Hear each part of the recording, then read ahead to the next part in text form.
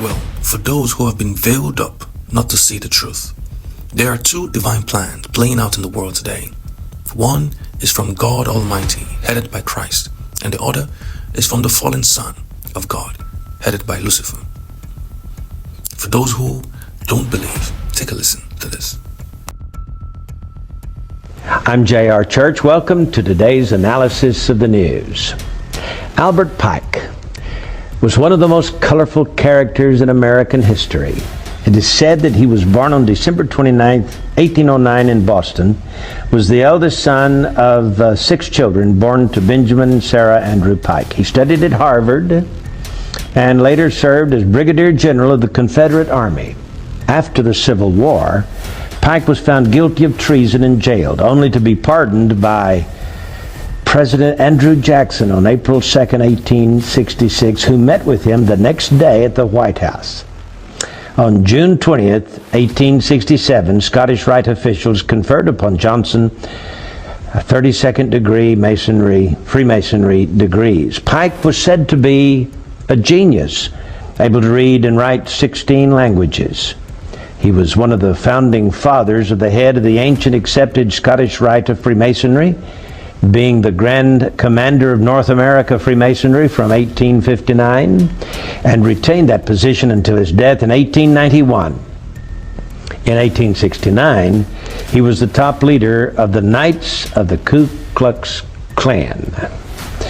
Pike was said to be a Satanist who indulged in the occult, and he apparently possessed a bracelet which he used to summon Lucifer, with whom he had constant communication. He was the Grand Master of a Luciferian group known as the Order of the Palladium, or of Sovereign Council of Wisdom, it's also been called, which had been founded in Paris in 1737.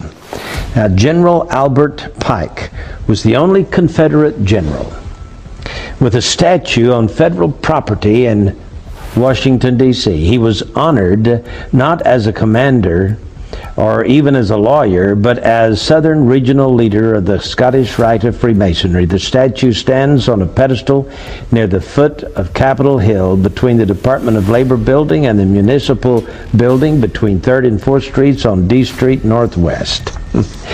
Now, I tell you all of this because it is said that he received a vision from his mentor, Mr. Lucifer, I guess, on August 15th, 1871. And William Guy Carr, former intelligence officer in the Royal Canadian Navy, wrote a book called Satan, Prince of this World, in which he gives this information. He said that he received this information from a book written by Cardinal Caro Rodriguez in Santiago, Chile, who wrote in 1925 a book called The Mystery of Freemasonry Unveiled. And in this book, in 1925, it is said that he wrote a letter to a man named Mazzini in which he described this dream. And in the dream, he predicted 3 world wars. The First World War, he said, must be brought about, and I'm quoting from Albert Pike. The First World War must be brought about in order to permit the Illuminati to overthrow the power of the czars in Russia and of making that country a fortress of atheistic communism. The divergences caused by the agents of the Illuminati between the British and German empires will be used to foment this war. At the end of the war, communism will be built and used in order to destroy the other governments and in order to weaken the religions. Now, students of history will know that Otto von Bismarck forged certain alliances between 1871 and 1898, which brought about this war, this World War I. And Otto von Bismarck here says that he was a co-conspirator with Albert Pike, and he was the one instrumental in bringing about the First World War. Well, that's the First World War. Then he dreams that there must be, he is given in this visionary dream, a Second World War. Now remember, this was in 1925 that it became public in this book written by a cardinal from Santiago, Chile, Rodriguez. He says, quote, "The Second World War must be fomented by taking advantage of the differences between the fascists and the political Zionists. This war must be brought about so that Nazism is destroyed and that the political Zionism will be strong enough to institute a sovereign state of Israel and Palestine. During the Second World War, international communism must become strong enough in order to balance Christendom, which would then be restrained and held in check until the time when we would need it for the final social cataclysm."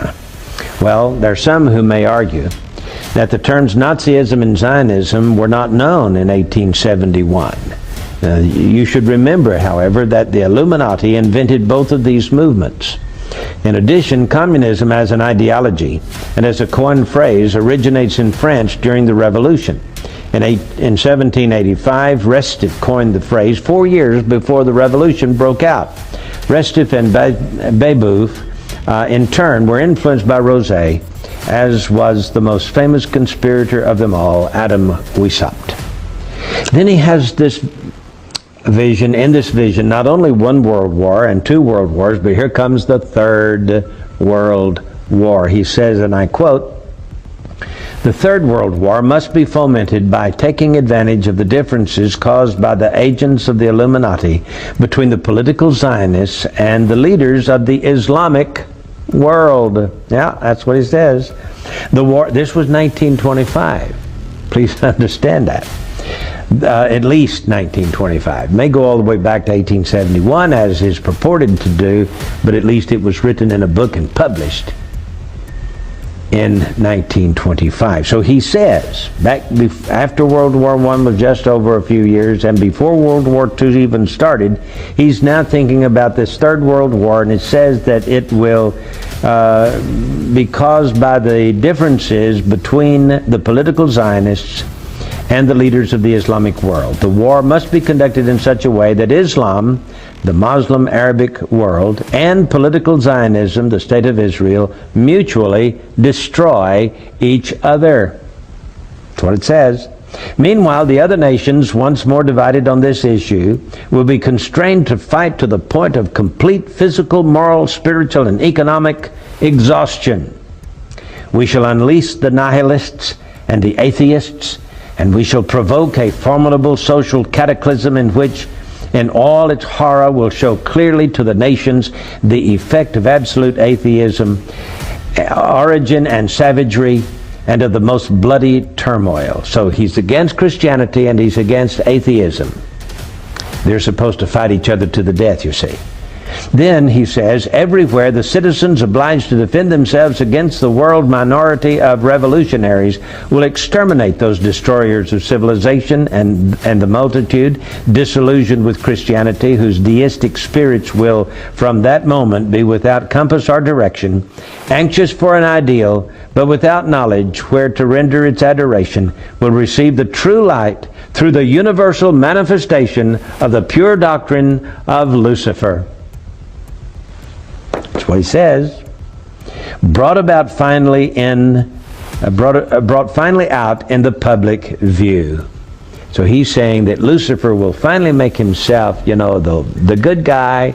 He's going to save the world from these atheists who don't believe in deity and from these Christians who believe in the good God. Well, so it says, this manifestation will result in the general reactionary movement which will follow the destruction of Christianity and atheism, both conquered and exterminated at the same time. Well, I don't know if it's true, but I can tell you that it sure has played into what is being carried on in the Middle East today. And it looks like everything from World War I and